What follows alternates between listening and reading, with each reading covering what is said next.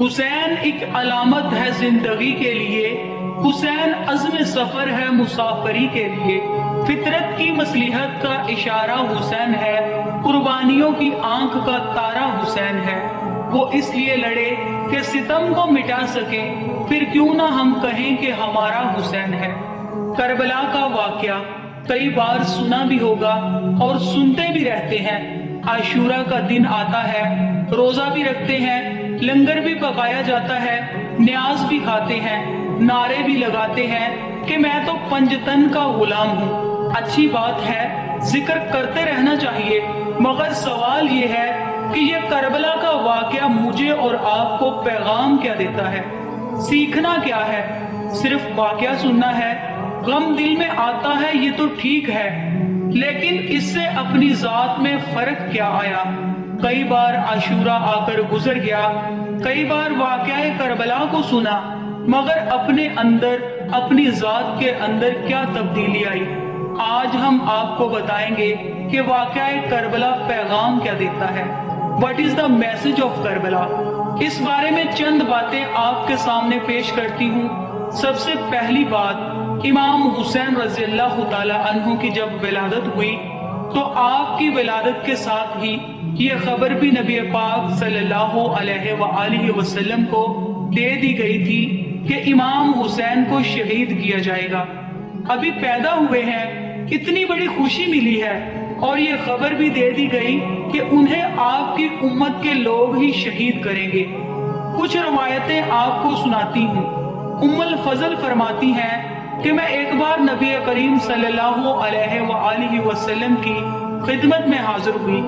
حضرت امام حسین رضی اللہ تعالی عنہ کو آپ کی گود میں دیکھا۔ کیا دیکھتی ہوں کہ پیارے آقا کی مبارک آنکھوں سے آنسو جاری ہیں۔ میں نے عرض کی، یا رسول اللہ، میرے ماں باپ آپ پر قربان ہو جائیں، یہ کیا حال ہے؟ فرمایا کہ میرے پاس جبرائیل آئے اور انہوں نے یہ خبر دی کہ میری امت اس فرزند کو قتل کرے گی۔ میں نے کہا، کیا اس کو؟ فرمایا ہاں، اور میرے پاس وہ مقتل کی سرخ مٹی بھی لائے، یعنی جہاں شہید کیا جائے گا اس جگہ کی مٹی بھی نبی پاک صلی اللہ علیہ وآلہ وسلم کو پیش کر دی گئی۔ ایک اور جگہ پر نبی پاک صلی اللہ علیہ وآلہ وسلم فرماتے ہیں کہ میرے پاس وہ فرشتہ آیا جو پہلے کبھی نہیں آیا تھا۔ انہوں نے عرض کی کہ آپ کے فرزند امام حسین رضی اللہ تعالی عنہ قتل کیے جائیں گے، اور اگر آپ چاہیں تو میں آپ کو اس جگہ کی مٹی ملاحظہ فرماؤں جہاں وہ شہید کیے جائیں گے۔ پھر انہوں نے تھوڑی سی سرخ مٹی پیش کی۔ اللہ اکبر! کربلا کے میدان کا بھی پتہ تھا، شہید ہونے کے بارے میں بھی پتہ تھا۔ وہ صرف نبی پاک کو ہی نہیں، بی بی فاطمہ کو بھی معلوم تھا، مولا علی کو بھی معلوم تھا، صحابہ کرام میں بھی یہ بات مشہور ہو چکی تھی۔ ایک بار سفر سفین میں مولا علی شیر خدا رضی اللہ تعالی عنہ کے ایک صحابی کہتے ہیں کہ میں ان کے ساتھ تھا جب نینوا کے قریب پہنچے جہاں حضرت یروس علیہ السلام کا مزار اقدس ہے۔ مولا علی شیر خدا نے عرض کی، اے عبداللہ، فرات کے کنارے ٹھہرو۔ میں نے عرض کی، کس لیے؟ فرمایا، میرے آقا سرکار دو عالم صلی اللہ علیہ وآلہ وسلم نے فرمایا کہ جبرائیل نے مجھے خبر دی ہے کہ امام حسین فرات کے کنارے شہید ہو جائیں گے، اور مجھے وہاں کی ایک مشت مٹی بھی دکھائی۔ سب کو معلوم تھا امام حسین آگے جا کر شہید ہوں گے۔ بڑا اہم سوال کرنے جا رہی ہوں۔ سب کو معلوم تھا اور سب پیار بھی بہت کرتے تھے۔ نبی پاک اپنا پھول کہتے، نبی پاک کے نواسے ہیں، آقا چومتے تھے انہیں۔ کبھی ایسا نہیں ہوا کہ خاتون جنت حضرت بی بی فاطمہ تو ماں تھی نا، وہ نبی پاک کے پاس آتی ہیں اور عرض کرتی ہیں، یا رسول اللہ صلی اللہ علیہ وآلہ وسلم، آپ کی دعا اللہ رد نہیں فرماتا، آپ اللہ کی بارگاہ میں یہ دعا کر دینا کہ حسین سے یہ آفت ٹل جائے، حسین اس امتحان میں مبتلا نہ کیا جائے، انہیں شہید نہ کیا جائے۔ حضور آپ ہاتھ اٹھائیں گے تو دعا قبول ہو جائے گی۔ کبھی مولا علی نبی پاک سے عرض کرتے ہیں، کرم اللہ وجہ الکریم، حضور آپ ہاتھ اٹھا دیں کہ کتنا پیار کرتے ہیں حسین سے، اللہ سے دعا کریں اللہ اس مصیبت کو ٹال دے۔ دور دنیا والے آ کر آپ سے اپنی مصیبت ٹلوانے کی دعا کرتے ہیں، آپ اپنے نواسے کے لیے دعا کیوں نہیں کرتے؟ اللہ اکبر۔ اس بات سے جواب کیا مل رہا ہے؟ معلوم سب کو تھا، مگر سب تیار بھی تھے، اس امتحان پر راضی بھی تھے، اپنے بچے کو پال رہے تھے، اس لیے کہ اس نے شہید ہونا ہے، اس لیے اس کی تربیت ہو رہی ہے کہ اس نے امتحان میں کامیاب ہونا ہے۔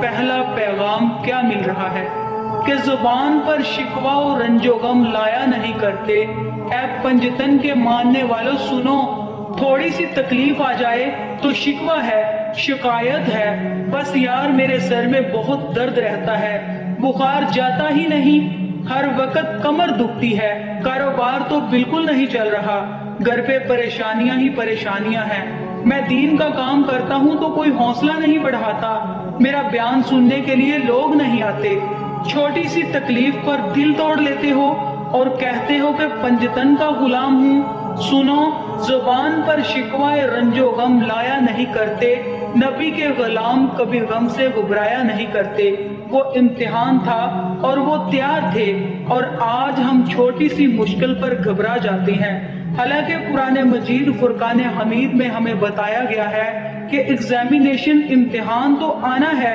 اللہ قرآن میں فرماتا ہے کہ ہم ان قریب تمہیں آزمائیں گے، تمہیں آزمایا جائے گا، ان چیزوں کی لسٹ بھی دے دی گئی، تمہیں بھوک سے آزمایا جائے گا، تمہارے مال کم ہو جائیں گے، بیماری آئے گی، خوف بھی آئے گا، بھوک بھی آئے گی، وہ ساری چیزیں جو ہماری زندگی میں آتی ہیں نا، قرآن نے کم و بیش یہ سب بیان کر دی کہ یہ پرابلمز آئیں گی، زندگی ایسے ہی نہیں گزر جانی۔ پھر کیا ہوگا؟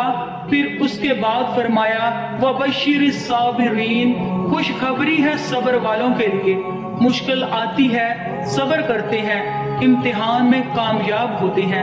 پھر کیا ہوتا ہے؟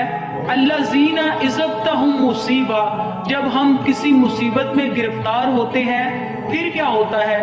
قَالُوا إِنَّا لِلَّهِ وَإِنَّا إِلَيْهِ رَاجِعُونَ، ہم اللہ ہی کا مال ہیں اور اسی کی طرف لٹائے جائیں گے۔ پہلے سے تیار رہتے ہیں صبر والے، اللہ والے مشکل کے لیے ریڈی رہتے ہیں، اور ہم اپنے آپ کو کربلا والوں کا غلام تو کہتے ہیں، مگر کوئی چھوٹی سی مشکل آئے تو ایسی پریشانی کا اظہار کرتے ہیں، اتنے شکوے، اتنی شکایتیں، اور اللہ کی بارگاہ میں کمپلین ہو رہی ہوتی ہے، پتہ نہیں کیا غلطی ہو گئی، ایسی زبان چلتی کیسے ہے؟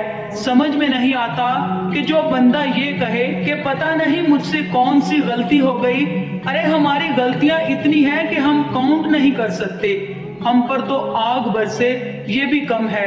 ایک بزرگ کہیں جا رہے تھے، سر پر خاک گری، اس نے کہا یا اللہ تیرا شکر ہے، لوگوں نے کہا آپ کے سر پر مٹی گر گئی اور آپ شکر ادا کر رہے ہیں؟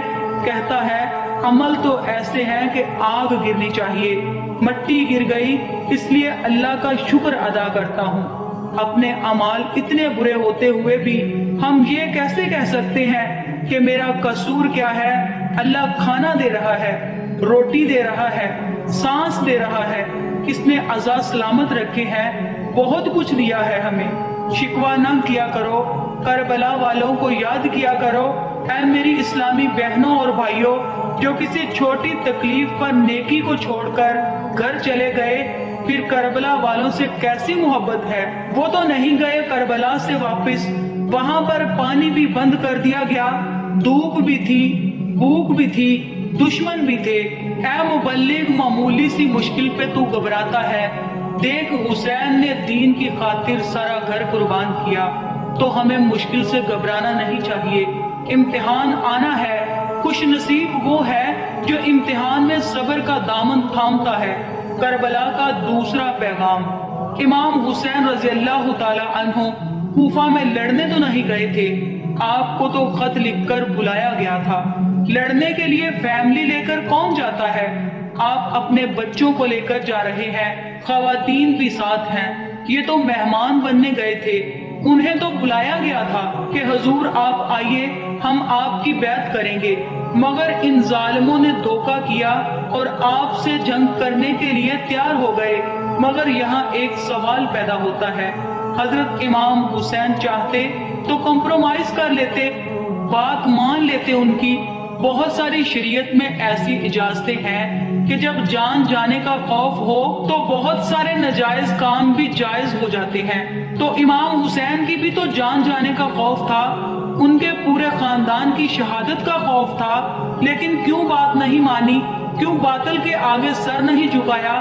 کیونکہ وہ جانتے تھے اپنا رتبہ کہ میں نبی پاک صلی اللہ علیہ وآلہ وسلم کا نواسا ہوں۔ رہتی دنیا نے ایک مثال پکڑنی ہے کہ بعد میں لوگ یہ نہ کہہ دیں کہ جب امام حسین بات مان سکتے ہیں، امام حسین باطل کے ساتھ ہاتھ ملا سکتے ہیں، باطل کے سامنے کمپرومائز کر سکتے ہیں، پھر ہم بھی کر لیں گے۔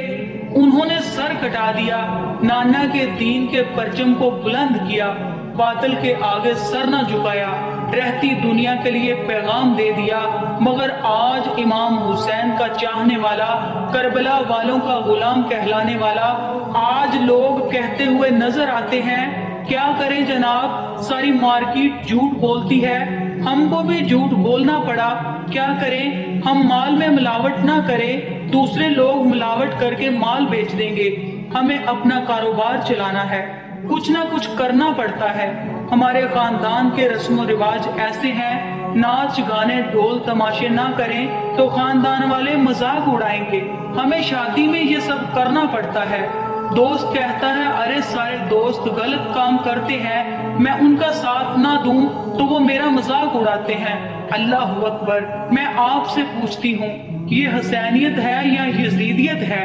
امام حسین نے جان قربان کر دی، 6 مہینے کے علی اصغر کو بھی شہید کروا دیا، مگر باطل کے آگے سر نہیں جھکایا۔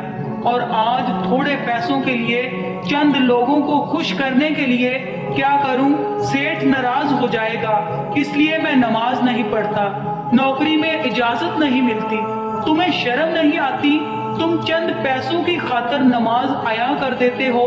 وہاں تلواروں کے سائے تھے، مگر میرے امام نے وہاں بھی سجدے کیے، کربلا کی تپتی ریت پر بھی نمازیں ادا کی گئیں۔ سوچئے، جو بات بات پہ کمپرومائز کرتے ہیں، بیرون ملک میں رہنے والے بھی مجھے سن رہے ہوں گے۔ کیا کرے، یہاں رہنا ضروری ہے، یہاں رہنے کے لیے سارے کام کرنے پڑتے ہیں۔ ارے کس نے کہا تمہارا وہاں رہنا ضروری ہے؟ میرے امام نے مدینہ چھوڑ کر مکہ اختیار کیا، مکہ کے بعد کوفہ چلے گئے، جہاں جہاں اسلام کو ضرورت پڑی آپ وہاں وہاں سفر کرتے رہے، اور آخر کار کربلا میں اپنی جان دے دی۔ تم چند سکوں کی خاطر یا تو مجبور ہو جاتے ہو اور کہتے ہو کہ جناب کرنا پڑتا ہے۔ اللہ اور اس کے رسول کو جو پسند نہیں وہ ہمیں نہیں کرنا چاہیے۔ آگے کربلا کا میدان اور کیا پیغام دیتا ہے؟ آپ کو معلوم ہے کہ کربلا والے تو 72 تھے، سامنے 22,000 کا لشکر تھا۔ سوال یہ ہے، بچے بھی ہیں، خواتین بھی ہیں، ان سے لڑنے کے لیے اتنا بڑا لشکر کیوں بھیجا گیا؟ کوئی 1000-2000 بھیج دیے جاتے۔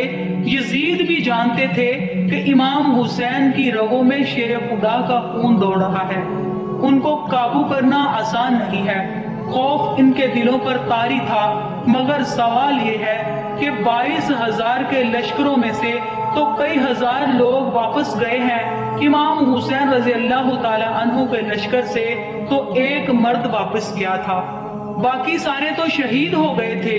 وہ شخص کون تھے؟ بیمار زین العابدین رضی اللہ تعالی عنہ۔ سوال یہ ہے کہ کبھی کوئی آپ کو ایسا بندہ ملا جو کہتا ہو کہ میں ان یزیدیوں کی اولاد سے ہوں جو امام حسین کے سامنے کربلا کے میدان میں گئے تھے؟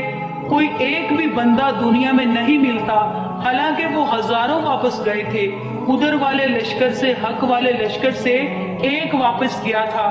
اللہ نے ان کی آل میں ایسی برکت دی، دنیا کے کونے کونے میں حسینی سید ملتے ہیں۔ یہ کیسے ہوا؟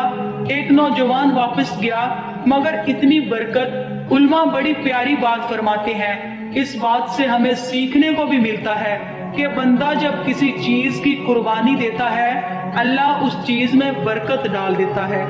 انہوں نے جانوں کی قربانی دی، اللہ نے ان کی آل میں برکت ڈال دی۔ اے میری بہنوں اور بھائیوں، آپ بھی جس چیز میں برکت چاہتے ہیں اس کو اللہ کی راہ میں قربان کریں، اللہ کی راہ میں صرف کریں، اللہ اس میں برکت ڈال دے گا۔ آپ اپنی جان میں برکت چاہتے ہیں تو اپنی باڈی سے دین کی خدمت کرنا شروع کر دیں، اپنے جسم کو دین کے کاموں میں استعمال کریں، نماز پڑھیں، سفر کریں دین کی خاطر۔ اللہ پاک آپ کی جان میں، آپ کی صحت میں برکت ڈال دے گا۔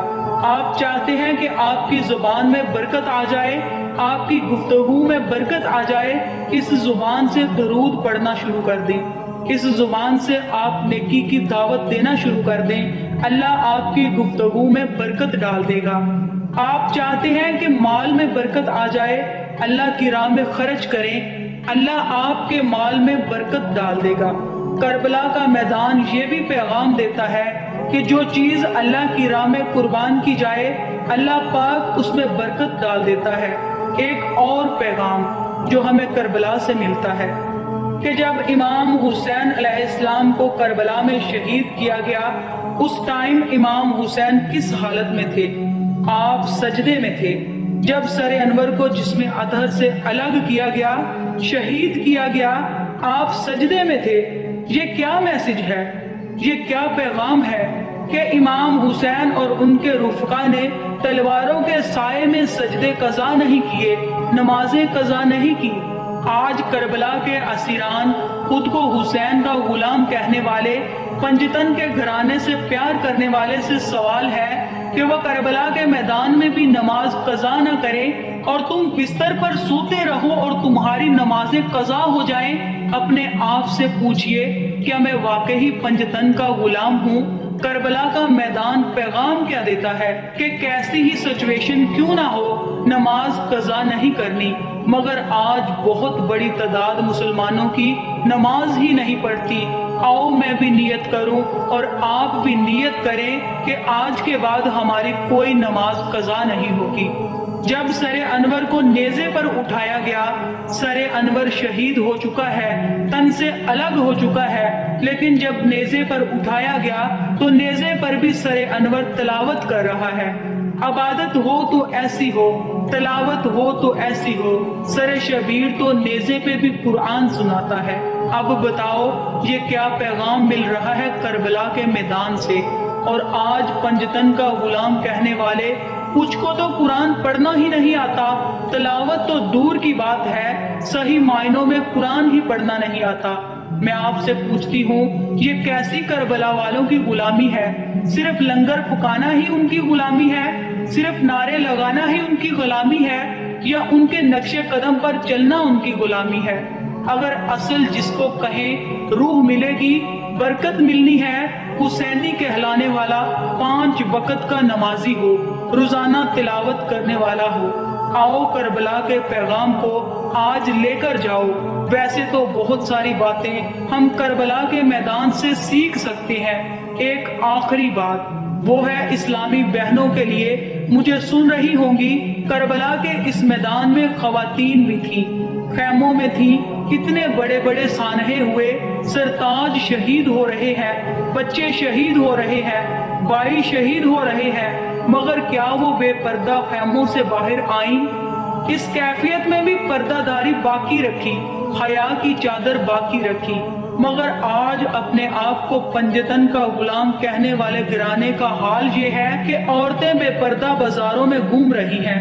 کیا کچھ ہو رہا ہے گھروں میں بتانے کی حاجت نہیں۔ خدارا اگر سچی پنجتن کی غلامی اختیار کرنی ہے تو پردہ اختیار کیجئے، نماز اختیار کیجئے، تلاوت اختیار کیجئے۔ قیامت کے دن ہم سب چاہتے ہیں نا کہ ہمارا حشر پنجتن کے ساتھ ہو، نبی پاک کے ساتھ ہو، مولا علی کے ساتھ ہو، امام حسین کے ساتھ ہو، بی بی فاطمہ کے ساتھ ہو، 4 یاروں کے ساتھ ہو۔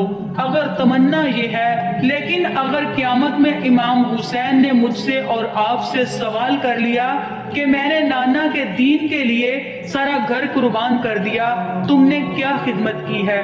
تم کیا لے کر آئے ہو؟ علی اصغر رضی اللہ تعالیٰ عنہ سے ملاقات ہو گئی۔ انہوں نے ہم سے سوال کیا کہ میں تو 6 مہینے کا تھا، مجھے شہید کر دیا گیا، بتاؤ تم نے میرے نانا کے دین کے لیے کیا خدمت کی؟ کوئی جواب ہے ہمارے پاس؟ اللہ تعالیٰ ہم سب کو 2 جہانوں میں اہل بیت سے محبت اور ان کی اطاعت نصیب فرمائے۔ ویڈیو اچھی لگی اور آپ اس کربلا کے میسج کو اگر سمجھ پائے تو اس ویڈیو کو لائک اور کمنٹ میں اپنی رائے کا اظہار کر کے جائیے گا۔ اللہ حافظ۔